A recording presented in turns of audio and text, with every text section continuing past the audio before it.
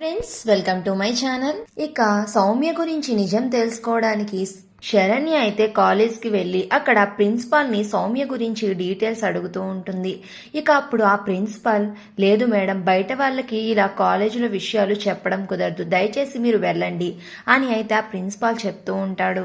ఇక అప్పుడు వెంటనే శరణ్య ఆనంద భైరవికి కాల్ చేస్తుంది. కాల్ చేసి, అత్తయ్య గారు, నేను ఒక చిన్న ఇన్ఫర్మేషన్ కోసం ఒక కాలేజీకి వచ్చాను, ఆయన నాకు డీటెయిల్స్ ఇవ్వడం లేదు, ఒకసారి ప్రిన్సిపాల్తో మీరు మాట్లాడండి అని ఆనందాకి చెప్తుంది శరణ్య. ఇక వెంటనే శరణ్య ఫోన్ ప్రిన్సిపాల్కి ఇస్తుంది. ఇక అప్పుడు ఆనంద ఇలా అంటూ ఉంటుంది, తను మా కోడలే, తనకి కావాల్సిన ఇన్ఫర్మేషన్ ఇచ్చి పంపించండి అని ప్రిన్సిపాల్తో చెప్పడంతో ఇక ప్రిన్సిపాల్, ఓకే మేడం, మీరు చెప్పినట్టే తనకు అడిగిన డీటెయిల్స్ తనకి ఇస్తాం అని చెప్పి కాల్ కట్ చేస్తారు. ఇక అప్పుడే శరణ్య అంటూ ఉంటుంది, సౌమ్య సర్టిఫికెట్స్, తన గురించి మీ దగ్గర ఉన్న డేటా మొత్తం నాకు చూపించండి అని చెప్పడంతో ఇక ప్రిన్సిపాల్ వెంటనే పక్కనే ఉన్న అటెండర్కి అయితే మేడంకి కావలసినవన్నీ ఇవ్వి అని చెప్పి ప్రిన్సిపాల్ అక్కడి నుంచి వెళ్ళిపోతాడు. ఇక అటెండర్ అయితే, ఒక్క నిమిషం మేడం, ఇప్పుడు నేను చెక్ చేసి వస్తాను అని సెల్ఫ్లో అయితే అన్ని ఫైళ్లు చూస్తూ జరిగింది గుర్తు చేసుకుంటాడు. అసలు ఏం జరుగుతుంది అంటే, సౌమ్య ముందుగానే అటెండర్ దగ్గరికి వచ్చి ఆ అటెండర్ని కలిసి, నువ్వు ఎట్టి పరిస్థితుల్లో ఇక్కడికి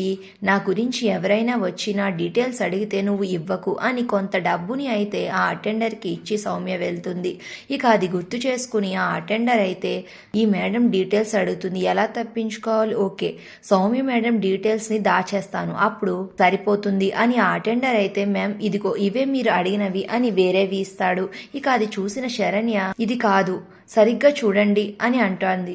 నేను చూశాను మేడం, నేను చూసినంత మాత్రాన ఇక్కడ ఏ డీటెయిల్స్ లేవు, కావాలంటే మీరే చెక్ చేసుకోండి అని కొన్ని పేపర్స్ని అయితే శరణ్య ముందు పెడతాడు.